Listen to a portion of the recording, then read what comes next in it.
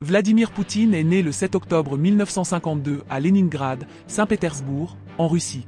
Issu d'un milieu modeste, il est le troisième enfant et le seul survivant après le décès de ses deux frères aînés, Victor et Oleg, décédés en bas âge dans les années 30. Après la Seconde Guerre mondiale, ses parents trouvent un emploi à l'usine ferroviaire de Leningrad. Très sportif, Vladimir Poutine pratique le judo et le sambo, un sport de combat russe qui lui permet de participer à de nombreuses compétitions. En 1970, il s'inscrit à l'université de Leningrad, d'où il sort diplômé en droit en 1975.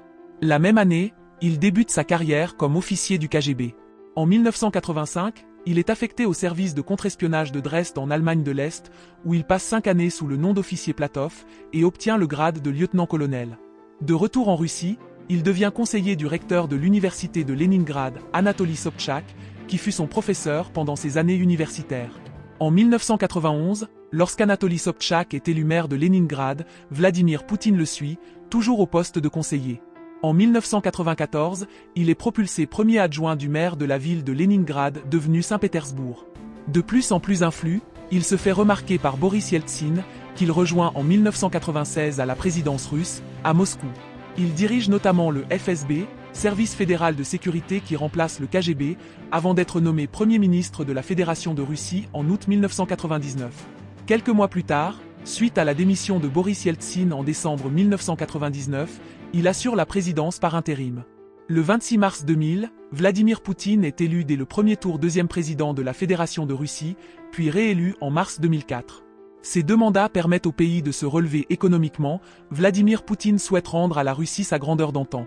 Pour lutter contre l'exil fiscal des oligarques financiers, il emprisonne certains d'entre eux, dont l'ancien président du groupe pétrolier Yuko, Mikhail Khodorkovsky, emprisonné en Sibérie pendant 10 ans. Lors de la campagne présidentielle de 2008, Vladimir Poutine désigne Dmitri Medvedev comme son successeur légitime à la présidence de la Russie, sous la bannière du parti Russie Unie, à condition qu'il soit nommé Premier ministre en cas de victoire. Le 2 mars 2008, Dmitri Medvedev l'emporte dès le premier tour de l'élection et confie la présidence du gouvernement russe à Vladimir Poutine. Le 4 mars 2012, Vladimir Poutine est à nouveau élu président de la Fédération de Russie, puis réélu en mars 2018. En 2020, plusieurs médias russes font circuler des rumeurs concernant l'état de santé de Vladimir Poutine, qui souffrirait notamment de la maladie de Parkinson, information démentie par le Kremlin. Côté vie privée, en 1993, il épouse Lyudmila Shkrebneva, une ancienne hôtesse de l'ère de l'Aéroflotte.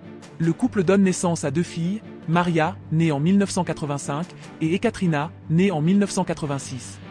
En juin 2013, lors d'une interview télévisée, le couple annonce avoir divorcé après 30 ans de mariage.